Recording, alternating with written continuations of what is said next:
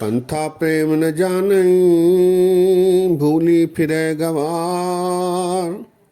नानक हर बिसराय कै, पौंदे नरक अंधियार। सत्कार योग सत्संग योग, वाहिगुरु जी का खालसा, वाहिगुरु जी की फतेह। आज आशा दीवार की 7वीं पौड़ी और उसके साथ आए श्लोकों पर विचार साझे करेंगे। इस पौड़ी के पहले 2 श्लोक आए हैं, एक नानक देव जी का और एक अंगद देव जी का। पहला श्लोक नानक देव जी महाराज जी का है। श्लोक महला पहला। हौं विच आया, हौं विच गया, हौं विच जमया, हौं विच मुआ, हौं विच दिता, हौं विच लया, हौं विच खटिया, हौं विच गया, हौं विच सचियार कूड़ियार, हौं विच पाप पुण्य विचार, हौं विच नरक सुरग अवतार, हौं विच हसै, हौं विच रोवै, हौं विच भरियै, हौं विच धोवै, हौं विच जाति जिनसी खोवै, हौं विच मूरख, हौं विच स्याना, मोख मुकत की सार न जाना, हौं विच माया, हौं विच छाया, हौं मैं कर कर जंत उपाया, हौं मैं बूझै तांदर सूझै, ज्ञान विहूणा कथ कथ लूझै, नानक हुक्मी लिखिए लेख, जेहा वेखै तेहा वेख।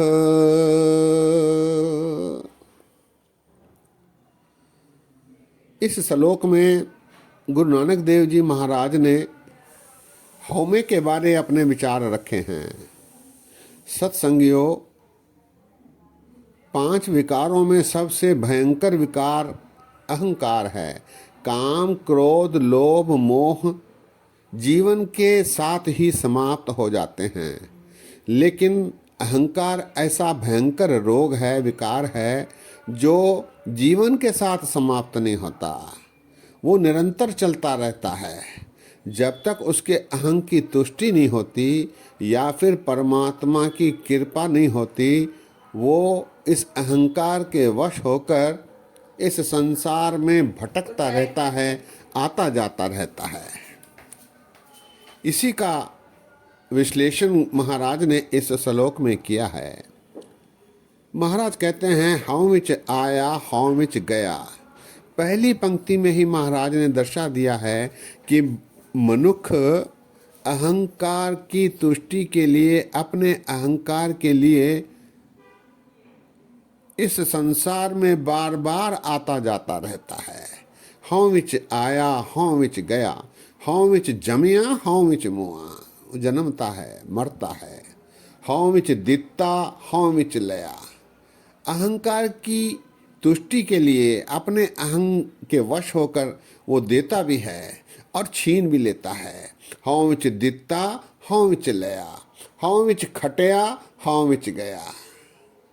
हौमे में ही वो प्राप्तियां भी करता है, लाभ की प्राप्तियां भी करता है और नुकसान भी उठाता है। हौं विच खटिया, हौं विच गया, हौं विच सचियार कूड़ियार। हौमे में ही अहंकार के वश होकर वो कभी सच्चा बनने की कोशिश करता है, कभी झूठा कहलवाता है। अपने अहंकार के लिए वो सभी कुछ करने के लिए तैयार हो जाता है। हौं विच सचियार कूड़ियार, हौं विच पाप पुण्य विचार। हौं में रहकर मैंने ये पाप किए, ये पुण्य किए, इस पर विचार करता रहता है। हौं विच नरक सुरग अवतार। ऐसे काम करते रहने के कारण वो फिर जन्मता है, मरता है, नरक सुरग के चक्कर लगाता रहता है। हौं विच हंसै, हौं विच रोवै। हौमे में वो कभी हंसता है तो कभी रोता है, कभी दुख तो कभी सुख की प्राप्ति करता रहता है। हौं विच भरियै, हौं विच धोवै। वो हौमे में रहकर हौं विच भरियै, हौं विच धोवै, पापों को अपने संस्कारों में भर लेता है और कभी उन पापों को धो लेता है। हौं विच भरियै, हौं विच धोवै, हौं विच जाति जिनसी खोवै। हौमे में ही रहकर फिर वो जात पात आदि का ख्याल करते हुए उसमें ही खंचित रहता है। हौ विच मूर्ख हौ विच सियाना, कभी वो मूर्ख बन जाता है, कभी सियाना बन जाता है। ये सब हौमे में रहकर ही वो करता है। मोख मुकत की सार न जानना, ऐसा करते समय वो कभी भी ये नहीं सोचता कि उसे मोक्ष कैसे प्राप्त होगा, क्योंकि परमात्मा के बारे उसने सोचना बंद कर दिया है। इसलिए वो हौमे में हमेशा परेशान रहता है। गुरुमुख और मनमुख, गुरुमुख गुरु को मुख रख कर कार्य करने वाला, मनमुख अपने मन को आगे रख के काम करने वाला। जो मनमुख होता है वो हौमे से भरा होता है। हौमे में भरा हुआ व्यक्ति परमात्मा की याद नहीं करता। इसीलिए मोख मुकत की सार न जानना।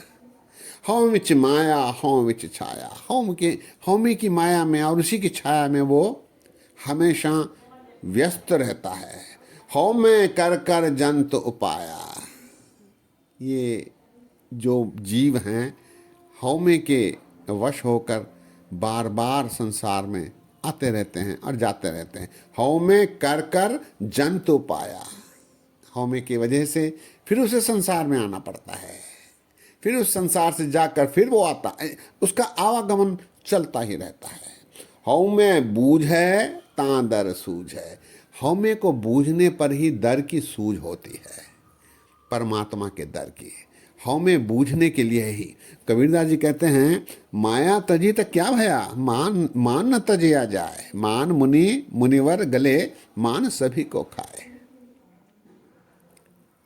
अहंकार। हौमे बूझे तां दर सूझे, ज्ञान विहूना कथ कथ लूझे। ज्ञान अर्थात परमात्मा की सूझ, इसकी प्राप्ति के बिना वो पुकार पुकार कर बेकार की अनायास बातें करके अपना समय बर्बाद करता है। कथ कथ लूझे, नानक हुक्मी लिखिए लेख, जेहा वेख है तेहा वेख। महाराज कहते हैं कि हुक्म के अनुसार ही, लेखे के अनुसार ही मनुष्य ऐसा करते हैं, लेकिन यदि परमात्मा की कृपा दृष्टि हो जाए तो फिर वो उनका निस्तारा हो सकता है। और जेहा वेख है तेहा वेख, जिस प्रकार परमात्मा उन्हें देखते हैं, जब तक देखते हैं वो इसी प्रकार के आवागमन में फंसे रहते हैं। श्लोक एक बार फिर। हौं विच आया हौं विच गया, हौं विच जमिया हौं विच मुआ, हौं विच दिता हौं विच लया, हौं विच खटिया हौं विच गया, हौं विच सचियार कोड़ियार, हौं विच पाप पुण्य विचार, हौं विच नरक सुरग अवतार, हौं विच हंसै हौं विच रोवै, हौं विच भरियै हौं विच धोवै, हौं विच जाति जिनसी खोवै, हौं विच मूर्ख हौं विच सियाना, मोख मुकत की सार न जाना, हौं विच माया हौं विच छाया, हौं मैं कर कर जंत उपाया, हौं मैं बूझै तां दर सूझै, ज्ञान में हूं ना कथ कथ लूझै। नानक हुक्मी लिखिए लेख, जेहा वेख है तेहा वेख। सत्संगियों, आप जी के चरणों में दास ने बेनती की थी कि जो 45 श्लोक गुरु नानक देव जी के हैं, उन्हीं के विस्तार के रूप में 15 श्लोक गुरु अंगद देव जी महाराज जी के आशा दीवान में गुरु अर्जन देव जी ने रखे हैं। इस बात का संकेत इन 2 श्लोकों में मिलता है। पहला श्लोक गुरु नानक देव जी का, अगला श्लोक गुरु अंगद देव जी महाराज का, जिसमें उन्होंने उसी का विस्तार किया है। महला दूजा, हौ में एहा जात है, हौ में कर्म कमाए, हौ में एई बंधना फिर जो नी पाए, हौ में कित्थों उपजय कित संजम एह जाए, हौ में एहो हुक्म है पइये किरत फिराए, हौ में दीर्घ रोग है दारू भी इसमा है, कृपा करे जे आपनी ता गुर का शब्द कमाए, नानक कहे सुनो जनो इत संजम दुख जाए। हौ में एहा जात है, जात अर्थात स्वभाव। हौ में अहंकार मनुष्य का स्वभाव बन जाता है। वो अपने से ऊंचा किसी को देखना ही नहीं चाहता। वो सबसे ऊंचा रहना चाहता है, वो प्रधान बना रहना चाहता है, वो सेक्रेटरी बना रहना चाहता है, वो मंत्री बना रहना चाहता है। वो अपने को किसी से नीचा नहीं देखना चाहता है। ये उसका स्वभाव बन जाता है। हव में एहा जात है, स्वभाव बन गया। हव में कर्म कमाया, वो हव में ही रह के फिर वो कर्म कमाता है, गलत काम करता रहता है, करता रहता है। हव में ए बंधना फिर जोनी पाए, ऐसा करते रहने से फिर वो जोनियों में ही पड़ा रहता है, उसका आवागमन चलता रहता है। हव में कित्थो उपजय कित संयम एह जाए। महाराज प्रश्न रखते हैं ये भला कैसे पैदा होता है और इसका निराकरण क्या है। महाराज कहते हैं कि दो कारण है। हव में एहो हुक्म है, पय्ये किर्त फिराए। एक उसके पूर्वले संस्कारों के अनुसार परमात्मा की मर्जी से उसमें हौमे का प्रवेश होता है। दूसरा उसके कर्म उसमें हौमे पैदा करते हैं, कर्म फिराए। हौमे एहो हुक्म है, हुक्म अर्थात परमात्मा की मर्जी। पय्ये किर्त फिराए, इसके बाद उसकी किर्त है। इन दो कारणों से मनुष्य अहंकार करता है। महाराज इसका निराकरण करते हुए कहते हैं कि हव में दीर्घ रोग है। ये इतना लंबा रोग है कि वो कई जन्मों तक चलता है, लाखों जन्मों तक चलता है। लेकिन दारू भी इसमें है, इसका उपचार भी है, इसका निराकरण भी है। कृपा करे जे आपनी ता गुर का शब्द कमाए। मन धोबो शब्द लागो हर्ष्यों रहो चितलाए। गुरु अमरदास जी, गुरु का शब्द रखवारे, चौकी चौगिर्द हमारे। राम नाम मन लागा, जम ल जाए कर भागा। प्रभु जी तू मेरो सुखदाता, बंधन काट करे मन निर्मल पूर्ण पुरख विधाता। नानक प्रभव नासी, ताकि सेव न बिरथी जासी। आनंद करह तेरे दासा, जप पूर्ण होई आशा। और मैं दीर्घ रोग है, दारू भी इसमें है। कृपा करे जे आपनी ता गुरु का शब्द कमाए। मन धोवो शब्द लागो हर्ष्यों रहो चित्त लाए। अंतिम पंक्ति में महाराज कहते हैं नानक कहे सुनो जनो, इत संयम दुख जाए। इस संयम का प्रयोग करने से गुरु की, परमात्मा की कृपा प्राप्ति होती है और मनुष्य का हव में दूर होता है। श्लोक एक बार फिर। हव में एहा जात है, हव में कर्म कमाए। हव में ए बंधना फिर जोनी पाए। हव में कित उपजय कित संयम एह जाए। हव में एहो हुक्म है, पय्ये किर्त फिराए। हव में दीर्घ रोग है, दारू भी इसमा है। कृपा करे जे आपनी ता गुर का शब्द कमाए। नानक कहे सुनो जनो, इत संयम दुख जाए। सत्संगियों, हौमे के बारे में विस्तार से दोनों गुरुओं ने अपने विचार इन दो श्लोकों में दिए हैं। पौड़ी, सेव कीती संतोखी जिन सच्चो सच ध्याया।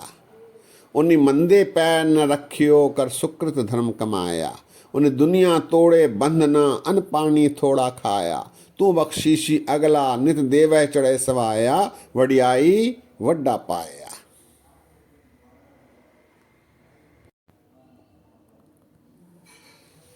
इस पौड़ी में महाराज फरमा रहे हैं गुरु नानक देव जी, सेव कीती संतोखी जिन सच्चो सच ध्याया। जो गुरुमुख होते हैं, गुरु महाराज अकाल पुरख परमात्मा की सेवा में लीन रहते हैं, फिर वे संतोखी बन जाते हैं और सच की आराधना करते हैं। सच्चो सच ध्याया, सच्चे नाम की सिफत करते हैं, उसकी सलाह करते हैं, उसकी प्रशंसा करते हैं। उन्हें मंदे पैर न रखियो कर सुकृत धर्म कमाया। वो मंदे पैर अर्थात वो बुरे कर्म नहीं करते, उन्हें बुरे कर्मों से उन्हें वे दूर रहते हैं और सुकृत धर्म कमाया। सुकृत अर्थात अच्छे कर्म करके वो धर्म की कमाई करते हैं। उन्हें दुनिया तोड़े बंधनान पानी थोड़ा खाया। वो दुनिया के बंधन जो लोभ मोह आदि होते हैं, कतंच माता कतंच पिता कतंच बनता विनोद सुत, कतंच भ्रातमीत हित बांधव कतंच मोह कुटुम्बते। कतंच चपल मोहनी रूपं पेखंते त्यागं करोति रहंत संग भगवान सिमरन नानक लब्धेयं अच्युत तन। ऐसी उनकी वृत्ति बन जाती है। वो जैसे जल में कमल अलेप की तरह विचरण करते हैं। सेव कीति संतोख ही जिन सच्चो सच ध्याया, उन दुनिया तोड़े बंधना अन्न पानी थोड़ा खाया। अल्प आहार सुलभ से निद्रा दया क्षमा तन प्रीत, शील संतोख सदा निर्वाह वो है वो त्रिगुण अतीत। काम क्रोध अहंकार लोभ हट मोह न मन चुन लावे, तब ही आत्म तत् को दर्श है परम पुरख कह पावे। ऐसी वृत्ति उनकी बन जाती है। तू बख्शीशी अगला नित देवह चढ़े सवाया। हे परमात्मा, तू बख्शीश करने वाला। कैसी बख्शीश? अगला, बहुत बड़ी बख्शीश करने वाला है। और नित देवह चढ़े सवाया, तू जो देता है वो बढ़ता ही जाता है। देंदे तोड़ना आवे अगनत भरे भंडा, देदा दे लेंदे थक पाए, जुगा जुगंतर खाई खाए। ऐसा परमात्मा तू है। तू बख्शीशी अगला नित देवह चढ़े सवाया, वडियाई वड्डा पाया। तेरी वडियाई बहुत वड्डी है, बहुत वड्डी है। पौड़ी एक बार फिर। सेव कीती संतोखी जिन सच्चो सच ध्याया, उन मंदे पैर न रखियो कर सुकृत धर्म कमाया। उन दुनिया तोड़े बंधना अन्न पानी थोड़ा खाया, तो बख्शीशी अगला नित देव चढ़े सवाया, वडियाई वड्डा पाया।